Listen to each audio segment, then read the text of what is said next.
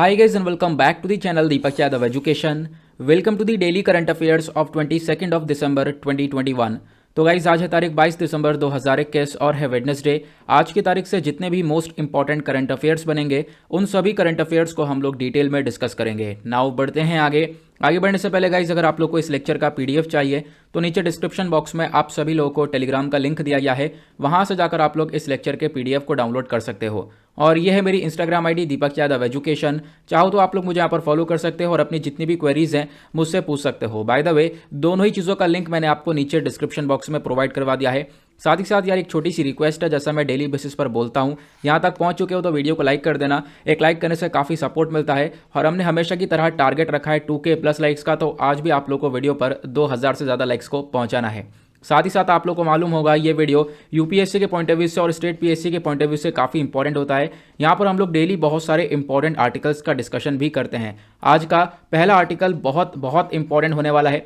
अभी रिसेंटली हमने देखा इंडिया सेंट्रल एशिया डायलॉग हुआ है और ये जो डायलॉग था ये थर्ड डायलॉग देखने को मिला है। तो आखिरकार इस डायलॉग के अंदर क्या क्या डिस्कशन हुआ, इंडिया ने क्या रोल प्ले किया है, सारी बातें, सारे इंपॉर्टेंट पॉइंट्स यहाँ पर आप लोग नोट डाउन भी कर सकते हो। बाय द वे जो आर्टिकल है ये जीएस पेपर 2 के पॉइंट ऑफ व्यू से इंपॉर्टेंट होगा, क्योंकि हमारे सिलेबस में बहुत सारे टॉपिक्स दे रखे हैं, जैसे कि groupings and agreement involving India, उसके बाद global groupings, India and it's neighbourhood. तो इन टॉपिक्स के पॉइंट ऑफ व्यू से आर्टिकल बेहद इंपॉर्टेंट होगा।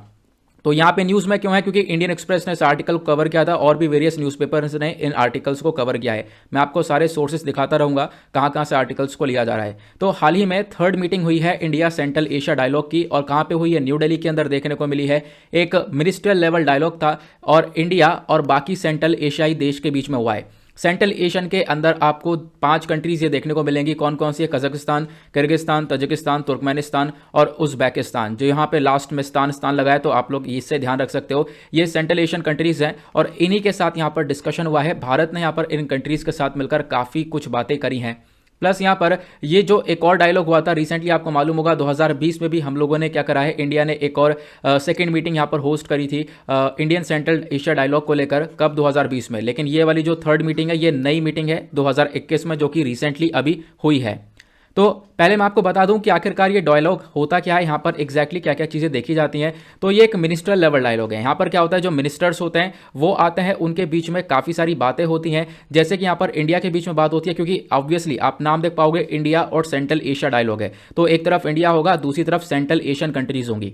सेंट्रल एशियन कंट्रीज जैसे कि कजाकिस्तान, किर्गिस्तान, तजिकिस्तान, तुर्कमेनिस्तान और उज़्बेकिस्तान, जैसा मैंने अभी आप लोगों को बताया। और ये जितने भी स्थान वाली कंट्रीज हैं ये सारी इंडिपेंडेंट बन चुकी थी। कब? जब यूएसएसआर टूटा। उससे पहले सोवियत यूनियन का पार्ट हुआ करती थी। 1991 में जैसे यूएसएसआर टूटा, कोलैप्स हुआ, उसके बाद क्या हुआ, ये सारी कंट्रीज अलग अलग यहां पर इंडिपेंडेंट हो चुकी थी।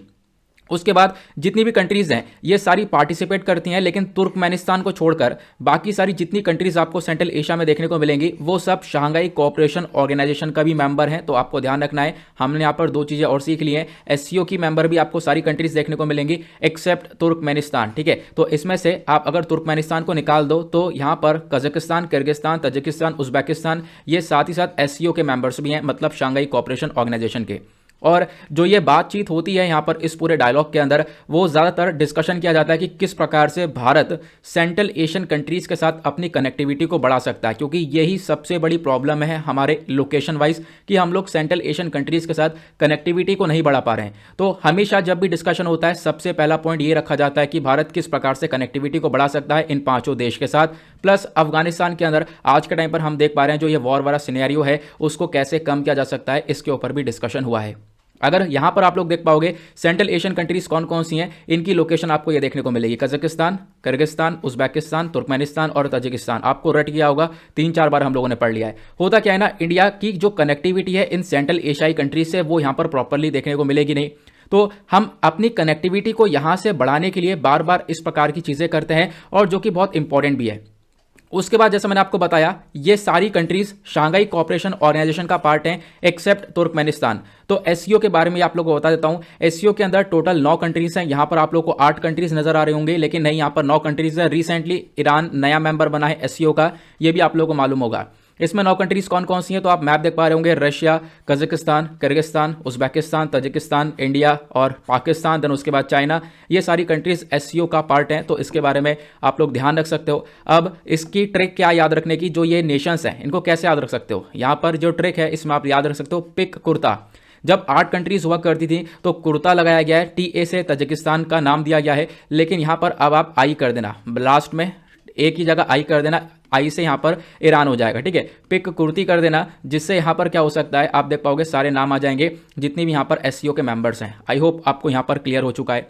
अब बात करते हैं एग्जैक्टली जो ये डायलॉग हुआ दिल्ली के अंदर, इसमें क्या क्या डिस्कशन हुआ है। सबसे पहला पॉइंट जिसके ऊपर चर्चा हुई है वो है international north south transport corridor, जिसको हम लोग INSTC भी बोलते हैं। ये आखिर क्या है, साथ ही साथ इसके ऊपर तो डिस्कशन हुआ, साथ ही साथ जो अशगाबाद एग्रीमेंट है उसके ऊपर भी चर्चा हुई है। मैं आपको सारी चीज़ें बहुत अच्छी तरीके से क्लियर करने वाला हूँ। देखो होता क्या है यहाँ पर, प्रॉब्लम दिक्कत क्या है।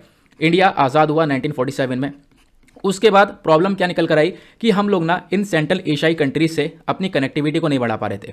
और पहले ये सेंट्रल एशियाई कंट्रीज हुआ भी नहीं करता था। पहले मैं जैसे बताया कि उस समय पर ये पूरा का पूरा सोवियत यूनियन था, ठीक है, पूरा का पूरा ये USSR था। हुआ क्या 1991 में क्या हुआ, यहाँ पर आप कह सकते हो ये पूरा टूटा, USSR टूटा, कोलैप्स हुआ, बाकी सारी कंट्रीज अलग अलग हो चुकी थी। और आपको ये मालूम होगा फिर यहाँ पर सिचुएशन खराब हो चुकी थी, पाकिस्तान इधर आ गया, इंडिया इधर आ गया, दोनों के बीच यहाँ पर दोनों अलग हो चुके थे।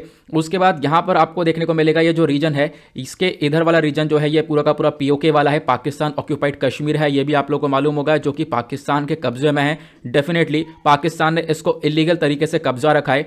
तो यहां पर प्रॉब्लम क्या है, प्रॉब्लम यह है कि आप देख पाओगे बीच में पाकिस्तान आ रहा है, जिससे रिलेशंस हमारे काफी खराब हैं। और इधर सेंट्रल एशियाई कंट्रीज है, जो 5 कंट्रीज है जिनकी लोकेशन मैंने अभी आप लोगों को दिखाई थी, तो इनके साथ तो रिलेशंस हमारे अच्छे हैं ना। तो इनके साथ व्यापार को बढ़ाने के लिए अगर हमें कुछ ना कुछ करना है, तो साथ ही साथ यहां पर एक कहीं ना कहीं लैंड की कनेक्टिविटी होनी चाहिए थी। लैंड की कनेक्टिविटी यहाँ पर आप देख पाओगे प्रॉपर कोई है नहीं, बीच में पाकिस्तान आ रहा है, ठीक है। और ऊपर से जहाँ पर एक तरफ से हम लोग कनेक्टिविटी कर सकते थे, तो इधर यहाँ पर POK वाला रीजन देखने को मिलेगा, नहीं तो यहाँ पर इधर से हम लोग अफगानिस्तान वगैरह एरिया से कनेक्टिविटी बढ़ा सकते थे। लेकिन यहाँ पर क्या है, पाकिस्तान का पूरी तरह से आप कह सकते हो इलीगल तरीके से कब्जा देखने को मिलेगा इस वाले रीजन में। ये आप लोगों को क्लियर हुआ। तो इसी कनेक्टिविटी को बढ़ाने के लिए बार बार हम लोग फोकस रखते हैं। और आपको मालूम होगा इसी कनेक्टिविटी को बढ़ाने के लिए भारत ने क्या किया है, ईरान के अंदर एक चाबहार पोर्ट को डेवलप किया है। यहाँ पर हमने चाबहार पोर्ट बनाया है ताकि पाकिस्तान में से नहीं निकल ले, कोई बात नहीं, भाड़ में जाओ। यहाँ पे हम लोग क्या कर सकते हैं, इधर से हम लोग डायरेक्टली, चाहे वो गुजरात पोर्ट हो चाहे वो मई पोर्ट हो, डायरेक्टली हम लोग चाबहार पोर्ट से कनेक्टिविटी रखेंगे और चाबहार पोर्ट से हम लोग ऊपर ले जाएंगे अफगानिस्तान तक, और अफगानिस्तान से हम लोग को आगे बाकी कंट्रीज की कनेक्टिविटी मिल जाएगी, जैसे तुर्कमेनिस्तान, किर्गिस्तान, उज्बेकिस्तान, इन सब कंट्रीज से कनेक्टिविटी हम लोग को मिल जाने वाली है। आई होप आप लोग को बेहतरीन तरीके से समझ में आ रहा है। तो इसी कनेक्टिविटी को इंप्रूव करने के लिए, इसी कनेक्टिविटी के ऊपर लगातार चर्चा होती रहती है जब भी यहाँ पर ये इंडिया सेंट्रल एशिया डायलॉग होता है। क्लियर हो चुका, इंडियन सेंट्रल एशिया डायलॉग क्या है, जहां पर भारत है और सेंट्रल एशियाई कंट्रीज हैं, आपस में इनका एक मेन टॉपिक का डिस्कशन हमेशा होता है, वो है कनेक्टिविटी का। और कनेक्टिविटी आप लोगों ने समझ ली है कि उसकी प्रॉब्लम क्या है, उसकी दिक्कत क्या है। तो हम लोग इसी को लेकर आज के टाइम पर फोकस कर रहे हैं। और आपको मालूम होगा जो नेक्स्ट रिपब्लिक डे होने वाला है, वहां पर हम लोगों ने इन सेंट्रल एशियन कंट्रीज को बुलाया हुआ भी है। उसके बाद आपको एक चीज़ और बता दूं, यहाँ पर आपको एक पोर्ट और दिख रहा होगा, ग्वादर पोर्ट। ग्वादर पोर्ट ये जो पाकिस्तान के अंदर है, ये यहाँ पर चाइना डेवलप कर रहा है, ये भी मालूम होगा। तो इसके रिस्पॉन्स में भी हम लोग का जो ये पोर्ट है, चाबहार पोर्ट, जो हमने ईरान में बनाया है, वो हमें काफ़ी हेल्प देने वाला है। तो ईरान पोर्ट के चाबहार पोर्ट के थ्रू हम लोग यहाँ पर कनेक्टिविटी बढ़ाते हैं अफगानिस्तान, तुर्कमेनिस्तान और इधर पूरे एरियाज़ के अंदर। तो आपको ध्यान रखना है इसके बारे में। देन उसके बाद तो नेक्स्ट जो आपने यहाँ पर ग्वादर पोर्ट देखा है, ये जो ग्वादर पोर्ट है ये आपको पाकिस्तान के अंदर देखने को मिलेगा, और इधर बराबर में ये चाबहार पोर्ट जो है ये ईरान के अंदर देखने को मिलेगा। इस चाबहार पोर्ट को इंडिया ने बनाया, ये आप लोग को मालूम होगा, ये जैसे मैंने भी आप लोग को थोड़ी देर पहले ये सारी इन्फॉर्मेशन दे दी है। फिलहाल इतनी चीज़ें समझ में आई। देन उसके बाद यहाँ पर हमने अभी एक और पॉइंट डिस्कस किया था, जैसा आप लोगों ने यहाँ पर देखा है कि हम लोग international north south transport corridor को लेकर हमने डिस्कशन किया कि इसका यूज़ हम लोग कैसे कर सकते हैं और ये कॉरिडोर किस प्रकार से काम करेगा, आपको समझ में आया। देन उसके बाद जो अशगाबाद एग्रीमेंट है, इसके ऊपर भी डिस्कशन किया गया है कि इस एग्रीमेंट का हम लोग कितना इफेक्टिवली यूज़ कर सकते हैं। जैसे ये एग्रीमेंट आप देख पाओगे, अशगाबाद बेसिकली क्या है, तो आपको यहाँ पर अशगाबाद एक एरिया देखने को मिलेगा, एक सिटी देखने को मिलेगी तुर्कमेनिस्तान के अंदर। एग्जैक्टली आप कह सकते हो अशगाबाद कैपिटल है तुर्कमेनिस्तान का, ठीक है। और ये आप लोग जितने भी एरिया देख पा रहे होंगे, अशगाबाद ये आपको नजर आ रहा होगा, ठीक है। तो यहाँ पर ये अग्रीमेंट इस प्रकार से है, ये जितनी भी सेंट्रल एशियाई कंट्रीज आपको दिख रही हैं, इन कंट्रीज से हम लोग किस प्रकार से अपनी कनेक्टिविटी को इंक्रीज कर सकते हैं, इसी को लेकर ये अशगाबाद अग्रीमेंट भी हुआ था कि हम लोग यहाँ से जैसे कि इंडिया हो गया यहाँ पे, तो इंडिया चाबार पोर्ट तक पहुंचे, बंदरबास पोर्ट तक पहुंचे, और उसके बाद जो हमें आगे ट्रेड करना हो, आगे व्यापार करना हो, उसके बेसिस पर हम लोग क्या करें, आगे हम लोग को कोई जो भी एक तरीके से हम लोग को वो होता है ना, परमिशन वगैरह की जो ज़रूरत है वो ना पड़े, तो एग्जैक्टली वो यहाँ पर देखने को मिलता है। ठीक है, तो इसके बेसिस पर हम लोग आगे ट्रेड कर पाएंगे सेंट्रल एशियन कंट्रीज़ के अंदर, तो इसी को लेकर ये अशगाबाद अग्रीमेंट भी हुआ था। तो अभी जो ये पूरा का ये जो हमने डायलॉग देखा है किस किस के बीच में, इंडिया और सेंट्रल एशियन कॉपरेशन के बीच में, तो एग्जैक्टली ये डायलॉग इसी वजह से हुआ है कि किस प्रकार से सेंट्रल एशियन कंट्रीज़ के साथ अपनी कनेक्टिविटी को हम इंक्रीज कर सकते हैं। उसके बाद यहाँ पर ज़्यादातर जोर दिया गया है चाबार पोर्ट के ऊपर। चाबार पोर्ट क्या है, आप लोगों ने इसको समझ लिया है कि चाबार पोर्ट का हम लोग कैसे ऑप्टिमम यूटिलाइजेशन कर सकते हैं, इसको लेकर चर्चा की गई। देन उसके बाद यहाँ पर और क्या क्या चर्चा की गई है, जैसे कि हम लोग किस प्रकार से अपनी जो वापस आप कह सकते हो जो लॉजिस्टिक्स नेटवर्क है उसको कैसे मजबूत कर सकते हैं, कैसे हम लोग व्यापार कर सकते हैं, अपने रूट को किस प्रकार से आगे और इंप्रूव कर सकते हैं, इसको लेकर बातचीत की गई है। आई होप आप लोगों को जो पहला पॉइंट है वो बहुत ही ज़्यादा अच्छे तरीके से डिटेल में क्लियर हो चुका होगा। दूसरा पॉइंट क्या था, दूसरा पॉइंट है सिचुएशन ऑफ अफगानिस्तान। आपको मालूम होगा अफगानिस्तान के अंदर सिचुएशन काफ़ी ख़राब है। किस बेसिस पर, तालिबान का कंट्रोल आया और कंट्रोल आने के बाद वहाँ पर सारी चीज़ें बिगड़ सी गई हैं। आपने देखा टेररिज्म वगैरह काफ़ी तेज़ी से वापस से बढ़ चुका है। तो हमने यहाँ पर जो ये डायलॉग हुआ है इसके अंदर डिस्कशन ये हुआ कि अफगानिस्तान के अंदर किस प्रकार से जो ये टेररिज्म है उसको हम लोग कम कर सकते हैं, इसके ऊपर ही फोकस रखा गया है। तो यहाँ पर पूरी तरह से चीज़ों के ऊपर ध्यान दिया गया कि हम लोग जितने भी टेरर ग्रुप्स हैं यहाँ पर, जितने भी आतंकवादी यहाँ पर ग्रुप्स देखने को मिलेंगे, उनके अगेंस्ट में कैसे स्टेप्स ले सकते हैं और अफगानिस्तान कैसे काम कर सकता है। तो अफगानिस्तान पे जोर दिया गया है कि अफगानिस्तान अपने एरिया को बिल्कुल भी यहाँ पर टेररिज्म के लिए प्रमोट ना कर पाए और टेररिज्म जो है अफगानिस्तान के अंदर बिल्कुल ना फैल पाए, इसके ऊपर पूरी तरह से ध्यान रखने की चर्चा की गई। उसके बाद यहाँ पर क्या चर्चा की गई, सबसे बड़ी बात यूनाइटेड नेशन सिक्योरिटी काउंसिल को लेकर। आपको मालूम होगा यूनाइटेड नेशन सिक्योरिटी काउंसिल को लेकर एक रिजोल्यूशन देखने को मिलता है 2593। ये जो रिजोल्यूशन है इसकी इंपॉर्टेंस को लेकर भी अभी डिस्कशन हुआ। ये जो रिजोल्यूशन आपको देखने को मिलेगा, इस रिजोल्यूशन का मेन काम क्या है, इसने यहाँ पर बोला था कि अफगान टेरिटरी के अंदर बिल्कुल भी जो आतंकवाद है वो ना बढ़े, या फिर आतंकवाद की जो एक्टिविटीज़ है उनको कोई ट्रेनिंग, उनको कोई फाइनेंशियल एक्टिविटीज़ यहाँ पर आप कह सकते हो उनको कोई पैसा वगैरह ना जाए। तो आतंकवाद को रोकने का पूरी तरह से मकसद है, आप कह सकते हो इस पूरे पैरा का निचोड़ यहाँ पे ये देखने को मिलेगा। तो अफगानिस्तान के अंदर सिचुएशन कैसे संभाल सकते हैं वो डिस्कशन हुआ। तीसरा पॉइंट क्या था, तीसरा पॉइंट था पोस्ट पैंडेमिक रिकवरी, मतलब कि किस प्रकार से हम लोग कोविड-19 यहाँ पर ख़त्म होते ही उसके बाद हम लोग कैसे रिकवर कर सकते हैं। सारी कंट्रीज़, जितनी भी कंट्रीज़ है, इंडिया और सेंट्रल एशियन कंट्रीज़, वो उन्होंने यहाँ पर स्ट्रेस दिया, उन्होंने यहाँ पर जोर दिया वैक्सीनेशन के ऊपर, ज़्यादा से ज़्यादा लोगों को वैक्सीन दी जाए, ज़्यादा से ज़्यादा वैक्सीन का डोजेस दिए जाएँ। ठीक है, टेक्नोलॉजी ट्रांसफर के ऊपर ध्यान दिया गया, लोकल प्रोडक्शन डेवलपमेंट के ऊपर ध्यान दिया गया, सप्लाई चेन के प्रमोशन के ऊपर ध्यान दिया गया, किस प्रकार से जो मेडिकल एड्स हैं वो प्रोवाइड करवाए जा सकते हैं। आपको मालूम होगा रिसेंटली अफगानिस्तान को भारत ने काफ़ी सारे मेडिकल एड्स भी प्रोवाइड करवाए थे। तो मतलब हम लोग पेंडेमिक के बाद चीज़ें कैसे सुधार सकते हैं उसको लेकर डिस्कशन हुआ। देन उसके बाद यहाँ पर नेक्स्ट पॉइंट आता है परमानेंट मेंबरशिप ऑफ यूएनएससी। बहुत इंपॉर्टेंट पॉइंट है, आपको ध्यान होगा यूनाइटेड नेशन सिक्योरिटी काउंसिल के बारे में। यहाँ पर आपको टोटल 15 मेंबर्स देखने को मिलेंगे, जिसमें से 10 तो आपको नॉन परमानेंट मेंबर्स नजर आते हैं और 5 जो हैं वो परमानेंट मेंबर्स नजर आते हैं। ठीक है, अब जो ये 10 नॉन परमानेंट मेंबर्स हैं इसमें से आपको इंडिया भी देखने को मिलेगा, लेकिन इंडिया हमेशा यहाँ पर एक रिफॉर्म की मांग करता है। एक रिफॉर्म यहाँ पर बेसिकली ये बोलता है कि हमें एक बदलाव ये चाहिए कि जो ये परमानेंट मेंबर्स हैं, इन परमानेंट मेंबर्स में हम लोग को भी जगह चाहिए, क्योंकि हम लोग ये देखते हैं इन परमानेंट मेंबर्स में कौन कौन से देश आपको देखने को मिलेंगे। यूके देखने को मिलेगा, यूएस देखने को मिलेगा, फ्रांस, रशिया और चाइना, ये 5 परमानेंट मेंबर्स देखने को मिलेंगे। लेकिन हम लोग चाहते हैं, इंडिया भी आज के टाइम पर इतनी बड़ी कंट्री है, पॉपुलेशन इतनी ज़्यादा है, तो उसके बेसिस पर भारत को भी यूनाइटेड नेशन सिक्योरिटी काउंसिल के अंदर as a permanent member representation मिलना चाहिए। और इस चीज़ को लेकर यहाँ पर डिस्कशन किया गया कि ये जो कंट्रीज़ हैं, जो सेंट्रल एशियन कंट्रीज़ है, वो इस चीज़ को सपोर्ट करें और भारत को यहाँ पर एक परमानेंट मेंबरशिप इसमें मिलनी चाहिए। उसके बाद क्या डिस्कशन हुआ, हिस्टोरिकल और कल्चरल टाइज को लेकर। हम लोग को ज़रूरत है कि हम आपस में जो अपने हिस्टोरिकल, जो ऐतिहासिक हमारे टाइज हैं, हमारे सांस्कृतिक टाइज हैं, उनको और ज़्यादा मजबूत करें। ठीक है, आपस में कोऑपरेट करें हर चीज़ को लेकर, चाहे वो कनेक्टिविटी हुई, चाहे वो एनर्जी हुई, चाहे वो ट्रांसपोर्ट हुआ। तो इसके ऊपर यहाँ पर ये बातचीत हुई है इस पूरे डायलॉग के अंदर। आई होप आप लोगों को आर्टिकल पूरी तरह से एक एक करके क्लियर हो चुका है, समझ में आ चुकी हैं सारी चीज़ें। तो फटाफट वीडियो को लाइक कर देना, लाइक करने से काफ़ी सपोर्ट मिलता है, वीडियो भी आगे बढ़ता है। आगे आते हैं आर्टिकल नंबर 2 के ऊपर। आज मैंने कोई क्वेश्चन नहीं लगा पाया हूँ, कल से क्वेश्चन लगाऊंगा।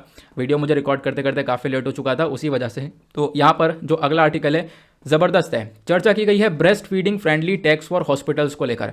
अब ये जो ब्रेस्ट फीडिंग फ्रेंडली टैक्स क्या है, इसको हम लोग थोड़ा सा समझने की कोशिश करेंगे। आर्टिकल जीएस पेपर 2 के पॉइंट ऑफ व्यू से इंपॉर्टेंट होगा। हमारे सिलेबस के अंदर बहुत सारे टॉपिक्स हैं, हेल्थ हो गया, government policies, interventions, issues related to women, gender.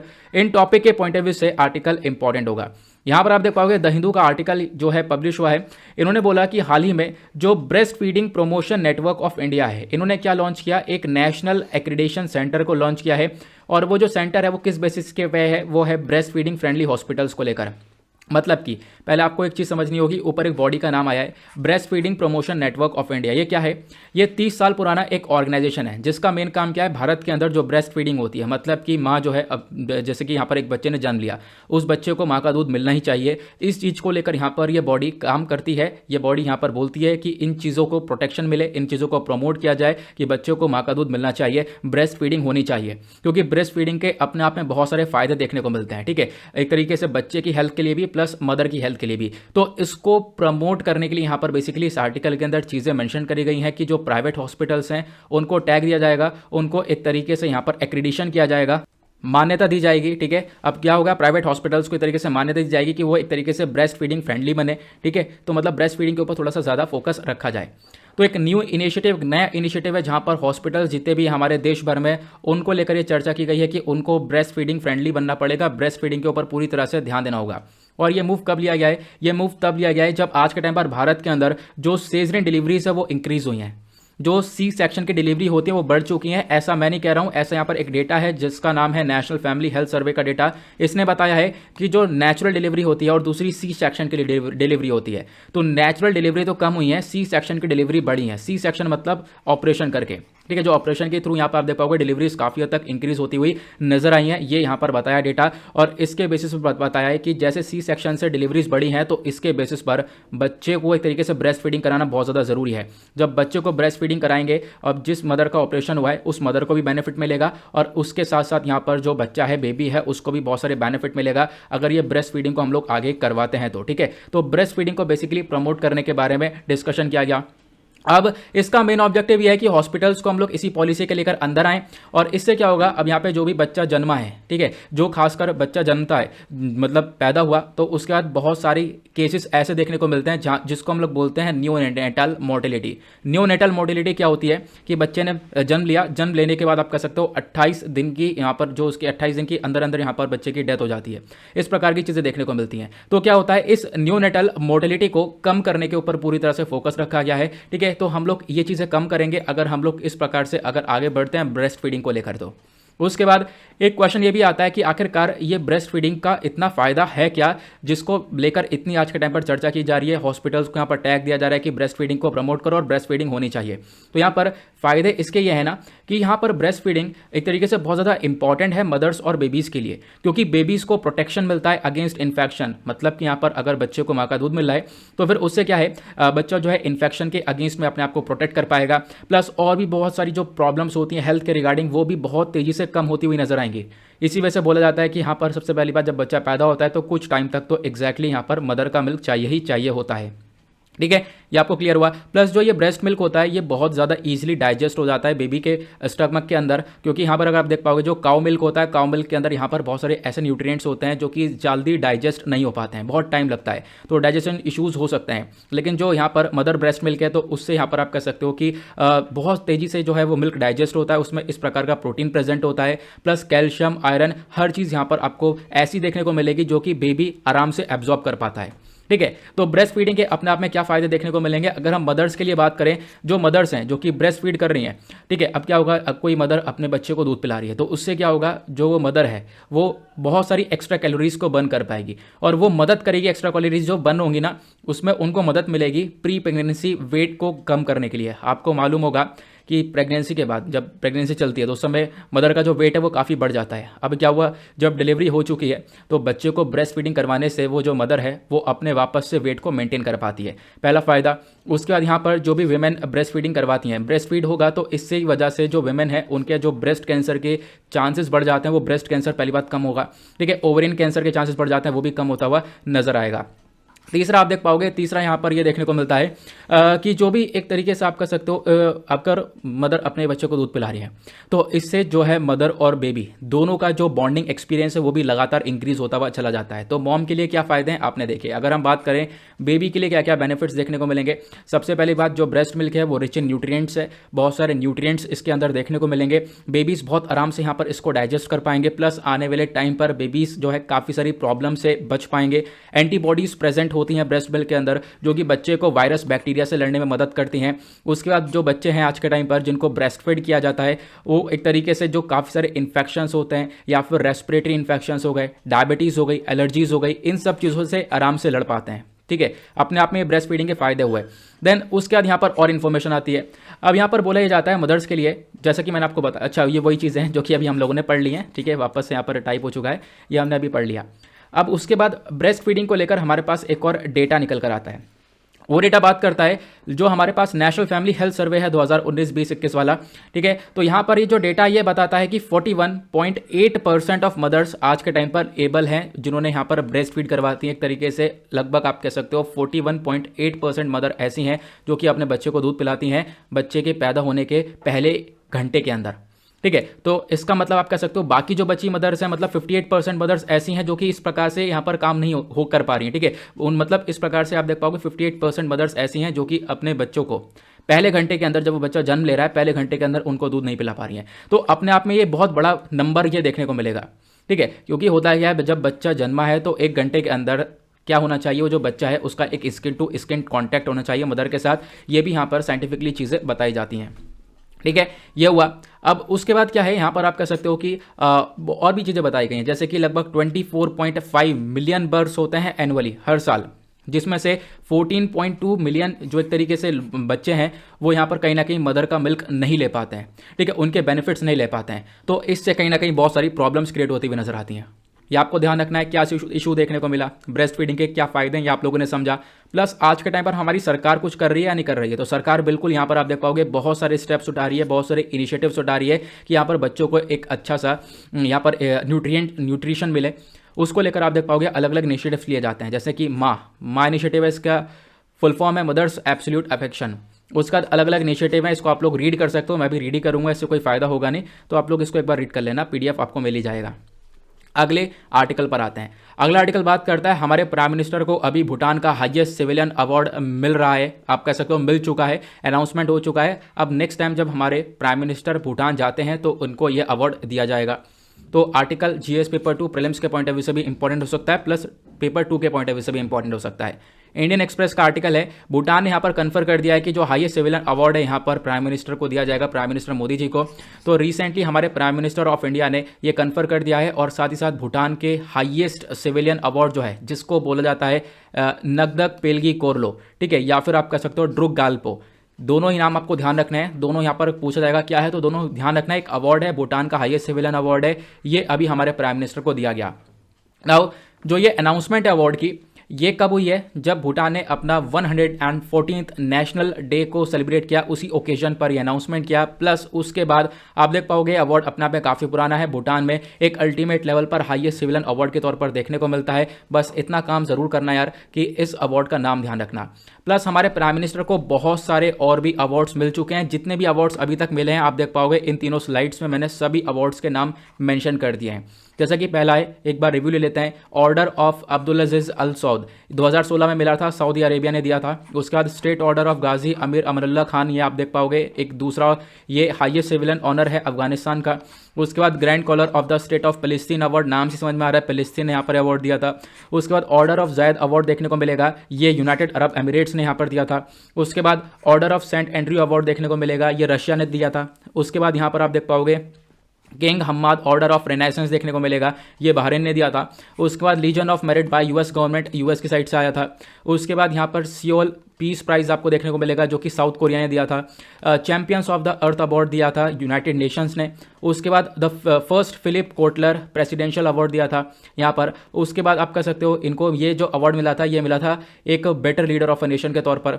उसके बाद यहाँ पर आप कह सकते हो कि जो है ग्लोबल गोलकीपर अवार्ड मिला था, इनको ऑनर किया गया था। और वो ग्लोबल गोलकीपर अवार्ड किसने दिया था? बिल और मिलिंडा गेट्स फाउंडेशन ने दिया था स्वच्छ भारत अभियान के लिए। उसके बाद global energy and environmental leadership award मिला था इनको। ये अवार्ड दिया था कैम्ब्रिज एनर्जी रिसर्च एसोसिएट्स ने। तो इसके बारे में आप लोग ध्यान रख सकते हो। ये सारी चीज़ें, ये सारे अवार्ड्स यहाँ पर हमारे प्राइम मिनिस्टर को दिए गए। तो छोटा सा ये आर्टिकल था लेकिन अपने आप में बहुत इंपॉर्टेंट था। नेक्स्ट आर्टिकल अग्नि प्राइम मिसाइल के बारे में डिस्कशन करेंगे। डीआरडीओ ने अग्नि प्राइम मिसाइल का सफल टेस्टिंग कर रही है, सक्सेसफुली यहाँ पर इसकी टेस्टिंग हो चुकी है। आर्टिकल कैसे इंपॉर्टेंट होगा? जीएस पेपर 3 के पॉइंट ऑफ व्यू से इंपॉर्टेंट होगा। बहुत सारे टॉपिक्स यहाँ पर मेंशन करे गए हैं। Achievements of Indians in science and technology, या फिर डिफेंस टेक्नोलॉजी, या फिर इंडिजनाइजेशन ऑफ टेक्नोलॉजी। अगर हम बात करें तो यहाँ पर न्यूज़ में क्यों है, द हिंदू ने यहाँ पर इस आर्टिकल को कवर किया है। रिसेंटली डीआरडीओ ने, मतलब defence research and development organisation ने सक्सेसफुली इसको टेस्ट फायर किया है। और यहाँ पर आप कह सकते हो इसका नाम है अग्नि प्राइम मिसाइल। और इससे पहले हम लोग, आपको ध्यान रखना है ये कौन सा, ये सेकंड टेस्ट हुआ है। इससे पहले फर्स्ट टेस्ट भी हो चुका था, ठीक है, ये सेकंड टेस्ट है। और जो इससे पहला वाला, ये जो सेकंड टेस्ट था इसका, और इससे पहले जो फर्स्ट टेस्ट था वो जून 2021 के अंदर हुआ था। ये भी आपको यहाँ पर ध्यान रखना है। और अग्नि प्राइम मिसाइल का मेन मकसद यह है कि भारत की जो कैपेबिलिटीज़ हैं, डिफेंस कैपेबिलिटीज़, उसको और ज़्यादा बढ़ाया जा सके। तो अग्नि प्राइम मिसाइल क्या है आखिरकार? तो Agni prime missile 2 stage canistered solid propellant missile देखने को मिलेगा। मतलब कि कैनिस्टर क्या होता है, तो आप ये देख पाओगे यहाँ पर आपको एक कैनिस्टर देखने को मिलेगा। इसी कैनिस्टर में से यहाँ पर ये मिसाइल लॉन्च की जाती है। या आप लोग देख पाओगे यहाँ पर ये कैनिस्टर देखने को मिलेगा। इस कैनिस्टर में से यहाँ पर मिसाइल लॉन्च की जाती है। तो ये कैनिस्टर बेस्ड मिसाइल क्या होती है, आई होप आप लोगों को क्लियर हो चुका होगा। कैनिस्टर जो है अपने आप में, यहाँ पर जो वर्ड है इसके बहुत सारे फायदे होते हैं। जो अग्नि क्लास मिसाइल है इसके अलग अलग वेरिएंट्स देखने को मिलते हैं। अलग अलग वेरिएंट्स कौन से हैं वो आगे मैं आप लोगों को बताऊंगा। अब यहाँ पर जो कैनिस्टराइजेशन होता है, मतलब किसी मिसाइल के अंदर जो भी कैनिस्टर होता है, इससे क्या होता है, मिसाइल को बहुत फायदे मिलते हैं। सबसे पहली बात, जो एक तरीके से यहाँ पे जो उनके लिए टाइम होता है, टाइम रिक्वायरमेंट होता है वो काफ़ी कम होता है। मतलब जो लॉन्च करते हैं ना, लॉन्च करने में जो भी टाइम लगता है वो काफ़ी कम लगने लगता है। प्लस उसके बाद यहाँ पर आप कह सकते हो कि जो स्टोरेज है यहाँ पर आप कह सकते हो वो बहुत ज़्यादा आसान से देखने को मिलती है। और यहाँ पर आप कह सकते हो ये भी एक देखने को मिलता है, बहुत आराम से हम इसको हैंडल भी कर सकते हैं। तो इसी वजह से यहाँ पर कैनिस्टर का फ़ायदा ये देखने को मिलता है। और फिर उसके बाद ये जो मिसाइल अभी टेस्ट करी गई है, इसकी अपने आप में रेंज 1000 से 2000 किलोमीटर तक की देखने को मिलेगी। मतलब कि हम लोग लगभग आधे चाइना को कवर कर सकते हैं इस मिसाइल से। प्लस जब हम अग्नि प्राइम की बात कर ही रहे हैं तो अग्नि के अंदर आपको और भी बहुत सारी अलग अलग मिसाइल्स देखने को मिलती हैं। अग्नि 1 इसकी रेंज 700 से लेकर 800 किलोमीटर्स के आसपास है। अग्नि 2 इसकी रेंज 2000 से ज़्यादा किलोमीटर्स के आसपास है। अग्नि 3 इसकी रेंज लगभग 200 एंड 500 किलोमीटर्स के मतलब इससे भी ज़्यादा देखने को मिलेगी। अग्नि 4 आप देख पाओगे यहाँ पर लगभग 3500 किलोमीटर से किसे ज़्यादा यहाँ पर रेंज देखने को मिलेगी। अग्नि 5 भी आप देख पाओगे, इसकी जो रेंज है वो 5000 किलोमीटर्स के आसपास है। तो ये अग्नि 1 2 3 4 5 है। उसका आपको अग्नि प्राइम के बारे में ध्यान रखना है। अभी अग्नि प्राइम की भी टेस्टिंग हो चुकी है, ये हुआ क्लियर। देन उसके बाद आगे बढ़ते हैं। अब यहाँ पर हम लोग देखते हैं ये जितनी भी मिसाइल्स हैं, इन मिसाइल्स को बनाया गया है एक प्रोग्राम के अंडर में। उस प्रोग्राम का नाम है IGMDP। इसको बोलते हैं integrated guided missile development programme. इसी प्रोग्राम के अंदर में इसको बनाया गया। इस प्रोग्राम की स्टार्टिंग करी थी हमारे डॉक्टर APJ अब्दुल कलाम जी ने, ठीक है, ये आपको ध्यान रखना है। और इस प्रोग्राम को अप्रूव किया था भारत सरकार ने 1983 में और उसको कंप्लीट किया मार्च 2012 के अंदर। आज के टाइम पर आप देख पाओगे जो 5 मिसाइल्स आपको देखने को मिलेंगी जो कि इस प्रोग्राम के अंदर डेवलप करी गई थी। उन 5 मिसाइल्स का नाम याद रखने का सबसे आसान तरीका है पटना, ठीक है। पटना ध्यान रखना, पटना, P से पृथ्वी। पृथ्वी कौन सी मिसाइल है तो आइए आपको बताऊंगा, लेकिन A से अग्नि, T से त्रिशूल, N से नाग और A से आकाश। तो पृथ्वी यहाँ पर एक short range surface to surface ballistic missile देखने को मिलेगी। बलिस्टिक मिसाइल कौन सी होती है, मान लो अपने यहाँ से इस मिसाइल को छोड़ा तो ये एनवायरमेंट से बाहर जाती है, फिर उसके बाद वापस से एंटर कर जाती है। तो इस प्रकार से जो मिसाइल ट्रैवल करती है वो कहलाती है बलिस्टिक, ठीक है। उसके बाद यहाँ पर आप कह सकते हो कि कौन सी दूसरी वो मिसाइल है, दूसरी यहाँ पर होती है क्रूज मिसाइल। क्रूज मिसाइल आपने यहाँ से छोड़ी तो ऐसे ट्रैवल करती है, ठीक है। तो पृथ्वी कौन सी मिसाइल है, सरफेस टू सरफेस मिसाइल है। सरफेस टू सरफेस का मतलब सतह से छोड़ोगे, एनवायरमेंट से घूम के आएगी, वापस सतह पर आएगी। तो सरफेस टू सरफेस यहाँ पे ये वाली मिसाइल देखने को मिलती है। अग्नि जो मिसाइल है ये आप देख पाओगे, ये भी एक बैलिस्टिक मिसाइल है। इसके अलग अलग रेंजेस हैं और मैंने आपको बताया अग्नि 1 2 3 4 5 देखने को मिलेगा। त्रिशूल के बारे में बात करें तो त्रिशूल भी यहाँ पर एक low level surface to air missile है। सरफेस टू एयर मतलब यहाँ पर सरफेस से आप हवा में छोड़ सकते हो इस मिसाइल को। उसके बाद जो नाग मिसाइल देखने को मिलेगी, ये third generation anti tank missile है। एंटी टैंक मिसाइल का मतलब जो दुश्मन का टैंक होगा उसको उड़ाने में ये मदद करेगी। उसके बाद आकाश मिसाइल देखने को मिलती है। आकाश मिसाइल भी एक मीडियम रेंज मिसाइल है। ये भी आपको सरफेस टू एयर मिसाइल देखने को मिलेगी, मतलब कि यहाँ पर सतह से आसमान में छोड़ने के लिए ये मिसाइल यूजेबल होती है। अब जितनी भी मिसाइल टेक्नोलॉजी है इंडिया के अंदर, ये कैसे आई है, इसका इतिहास क्या है, मैं आप लोगों को बताता हूँ। ठीक है, इंडिपेंडेंस से पहले की बात है, बहुत सारे जो किंगडम्स थे इंडिया के अंदर, आप देख पाओगे बहुत सारे जो किंगडम्स थे, इन्होंने यहाँ पर रॉकेट को स्टार्ट किया था अपनी एक वॉरफेयर टेक्नोलॉजीज के तौर पर।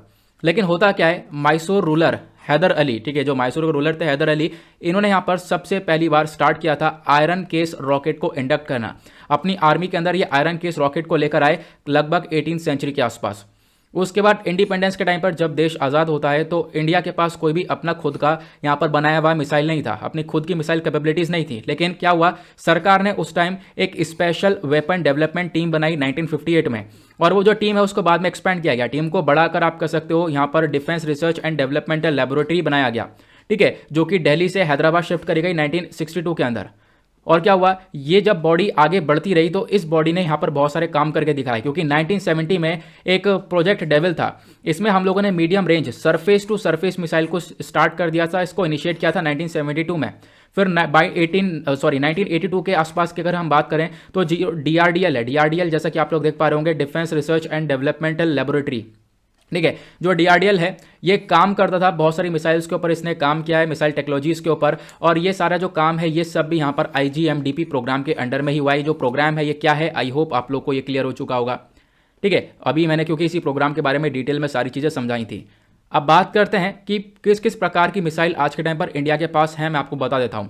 अगर हम देखें सरफेस लॉन्च वाली सिस्टम वाली मिसाइल कौन कौन सी है, तो हमारे पास एंटी टैंक गाइडेड मिसाइल है नाग, सरफेस टू एयर मिसाइल है आकाश, मीडियम रेंज मिसाइल है जिसको हम लोग SAM बोलते हैं। तो अलग अलग मिसाइल्स देखने को मिलेंगी। और यहाँ पर जो एयर लॉन्च सिस्टम में हम लोग देख पाएंगे, एयर टू एयर में अस्त्रा है, air to ground Rudram BrahMos missile भी आपको देखने को मिलेगा। तो ये वो वाली मिसाइल्स है जो कि काफ़ी प्रोमिनेंट है, जो कि चर्चा में रहती हैं। और रिसेंटली भी बहुत सारी मिसाइल की टेस्टिंग हुई थी, आप लोगों को मालूम होना चाहिए कौन कौन सी। एक है ब्रह्मोस सुपरसोनिक क्रूज मिसाइल, उसके बाद है vertical launch short range surface to air missile जिसको VLSRSAM बोलते हैं। और इन मिसाइल्स के बारे में मैं आप लोगों को काफ़ी सारी चीज़ें ऑलरेडी बता चुका हूं, क्योंकि ये चर्चा में रही हैं, रिसेंटली टेस्टिंग हुई है, तो मैंने काफ़ी बार बताया। नेक्स्ट आर्टिकल पर आते हैं। नेक्स्ट आर्टिकल बात करता है इंडियन डेजर्ट कैट के बारे में। तो इंडियन डेजर्ट कैट क्या हम लोग समझेंगे। आर्टिकल GS पेपर 3 के पॉइंट ऑफ व्यू से इंपॉर्टेंट है। GS पेपर 3 में हमारा सिलेबस के अंदर आता है कंजर्वेशन का टॉपिक। यहाँ पे आप देख पाओगे इंडियन एक्सप्रेस ने यहाँ पर आर्टिकल पब्लिश किया था। न्यूज़ में क्यों है, क्योंकि हाल ही में एक इंडियन डेजर्ट कैट को स्पॉट किया गया। इंडियन डेजर्ट कैट को देखा गया है पहली बार कहाँ पर, मध्य प्रदेश के पन्ना टाइगर रिजर्व के अंदर। तो मध्य प्रदेश के पन्ना टाइगर रिजर्व के अंदर पहली बार यहाँ पर इस कैट को देखा गया है। तो अपने आप में काफ़ी बड़ी बात है, क्योंकि पहली बार देखा गया है। फिर उसके बाद क्या है, जो ये इंडियन डेजर्ट कैट है इसको हम लोग एशियाटिक वाइल्ड कैट या फिर एशियन स्टेप वाइल्ड कैट भी बोलते हैं। उसके बाद इस कैट का साइंटिफिक नेम क्या है, ध्यान रखना, साइंटिफिक नेम पूछ लिया जाता है। साइंटिफिक नेम है फेलिस सिल्वेस्ट्रिस ऑर्नेट। फिर इसके बारे में बात करें तो यहाँ पे बेसिकली एक क्रीचर है, आप कह सकते हो, जो कि थार डेजर्ट में पाई जाती है, खासकर राजस्थान के अंदर। और खासकर आप देख पाओगे जो ये सेमी अरिड जोन होते हैं, अरिड जोन्स हैं गुजरात के अंदर, राजस्थान के अंदर, मध्य प्रदेश के अंदर, वहाँ पर सबसे ज़्यादा ये कैट देखने को मिलेगी। क्वेश्चन ये है कि ये सेमी अरिड जोन्स क्या होते हैं, जहाँ पर आप कह सकते हो, देखो जो अरिड जोन्स होते हैं यहाँ पर रेनफॉल काफ़ी कम होती है, ठीक है। रेनफॉल आप देख पाओगे 25 सेंटीमीटर्स के आसपास होती है पर ईयर। और जो सेमी अरिड रीजन्स होते हैं यहाँ पर रेनफॉल थोड़ी सी ज़्यादा हो जाती है, 25 to 50 सेंटीमीटर्स के आसपास होती है। तो इन्हीं एरियाज़ में आपको ये कैट देखने को मिलती है। और ये जो कैट है ये बिना पानी के सर्वाइव कर सकती है, ऐसा यहाँ पे बताया जाता है, बिना वाटर के सर्वाइव कर सकती है। और इस कैट के जो पैर है, जो टोज देखने को मिलते हैं, उस पर कुशन लाइक बहुत सारे हेयर देखने को मिलेंगे। इसकी वजह से जो डेजर्ट का टेम्परेचर होता है वो ये मेंटेन कर लेती है। कहाँ पे रहती है मैंने आपको बता दिया, कैसे एरिया में आपको ऐसे फॉरेस्ट रहती है, मतलब कौन से रीजन में रहती है। तो अरिड और सेमी अरिड जोन्स में रहती है, खासकर गुजरात, राजस्थान, मध्य प्रदेश, महाराष्ट्र वाले एरियाज़ के अंदर ये देखने को मिलेगी। खतरा क्या है, पोचिंग होती है भाई, पोचिंग भी होती है, प्लस यहाँ पर इलीगल तरीके से ट्रेड भी देखने को मिलता है। और इस प्रकार की चीज़ों की वजह से यहाँ पर इस कैट को काफ़ी बड़ा खतरा देखने को मिलता है। उसके बाद कभी कभी जो इसका हैबिटेट है जहाँ पे रह रही है उसको डिस्ट्रॉय किया जाता है, ठीक है। ये भी एक बहुत बड़ा इशू आपको देखने को मिलेगा। उसके बाद यहाँ पर क्या होता है, बहुत सारी जो केमिकल्स होते हैं, केमिकल्स की वजह से भी यहाँ पर इस कैट को काफ़ी बड़ा खतरा देखने को मिलता है। अब एक बहुत इंपॉर्टेंट पॉइंट आते हैं, क्योंकि ये जो कैट है ये पन्ना टाइगर रिजर्व पर देखी गई है, तो पन्ना टाइगर रिजर्व कहाँ पर है आपको मालूम होना चाहिए। पन्ना टाइगर रिजर्व की लोकेशन क्या है, इसको बनाया गया था 1981 में, और ये आज के टाइम पर सिचुएटेड है विंध्या माउंटेन रेंज में, कहाँ पर, northern part of Madhya Pradesh के अंदर। और आज के टाइम पर आपको केन रिवर देखने को मिलती है। केन नदी जो है, केन नदी इसी रिजर्व से निकल कर आती है। केन नदी खुद अपने आप में एक सहायक नदी है यमुना रिवर की, ठीक है। तो यहाँ पर वो पन्ना टाइगर रिजर्व से ही फ्लो होती है, ये भी आपको ध्यान रखना है। और जो ये रीजन है बेसिकली वो फेमस है किस चीज़ के लिए, पन्ना डायमंड माइनिंग के लिए। यहाँ पर जो पन्ना डायमंड है वो यहाँ पर काफ़ी हद तक इसकी खुदाई, इसकी जो माइनिंग है वो की जाती है। प्लस जो Ken Betwa river interlinking project है, जिसके बारे में काफ़ी बार हम लोग चर्चा कर चुके हैं, ये जो रिवर इंटरलिंकिंग प्रोजेक्ट है ये भी कहाँ पे लोकेटेड है, ये एक तरीके से यहाँ पर टाइगर रिजर्व के अंदर लोकेटेड होगा। टाइगर रिजर्व के अंदर आपको ये देखने को मिलेगा, खासकर पन्ना टाइगर रिजर्व पर, जिसको लेकर एक कंसर्न भी देखने को मिलता है। नाउ इसकी रिकॉग्निशन के बारे में बात करें तो जुलाई 2021 के अंदर जो पन्ना टाइगर रिजर्व है इसको अवार्ड किया गया था as a conservation assured tiger standard, और इसको सर्टिफाई किया गया नेशनल टाइगर कंजर्वेशन अथॉरिटी के थ्रू। यहाँ पर मेन मकसद क्या है, ये मतलब मकसद ये रखा गया जो टाइगर्स हैं उनको प्रोटेक्शन मिले, उनका अच्छे से मैनेजमेंट हो, इसी वजह से यहाँ पर उसको एक रिकग्निशन मिला था। फिर उसके बाद जो यूनेस्को होता है, United Nation education scientific and cultural organisation, इन्होंने यहाँ पर पन्ना टाइगर रिजर्व को डेजिग्नेट किया एज अ बायोस्फीयर रिजर्व। इन्होंने यहाँ पर पन्ना टाइगर रिजर्व को एज अ बायोस्फीयर रिजर्व एक तरीके से नाम दिया, मतलब नाम क्या कह सकते हो, एक बायोस्फीयर रिजर्व का टैग दिया 25 अगस्त 2011 के अंदर। ये हुई चीज़ें क्लियर। तो ये कुछ चीज़ें थी, प्लस उसके बाद मध्य प्रदेश के अंदर और भी बहुत सारे इंपॉर्टेंट टाइगर रिजर्व्स आपको देखने को मिलेंगे, जैसे कि संजय दुबरी हो गया, सतपुरा, बांधवगढ़ हो गया, माधव नेशनल पार्क हो गया, पेंच टाइगर रिजर्व्स हो गए। तो ये सारे रिजर्व्स आज के टाइम पर मध्य प्रदेश के अंदर देखने को मिल जाते हैं। आई होप आप लोगों को काफ़ी सारी चीज़ें आज जानने को मिली हैं, काफ़ी सारे आर्टिकल्स से जो कि बहुत इंपॉर्टेंट थे। हमने क्वेश्चंस आज इंक्लूड नहीं करें, इसी वजह से वीडियो थोड़ा सा शॉर्ट बनाए, लेकिन कोई बात नहीं, क्वेश्चंस कल से इंक्लूड करेंगे। फिलहाल ये कुछ इन्फॉर्मेशन थी जो कि काफ़ी हद तक हेल्पफुल रहने वाली है। चाहो तो आप लोग नोट्स वगैरह प्रिपेयर कर सकते हो। इसी के साथ करते हैं लेक्चर को समाप्त। मिलते हैं आप लोगों से नेक्स्ट वीडियो में। आज के लिए bye bye, have a nice day, thank you and जय हिंद।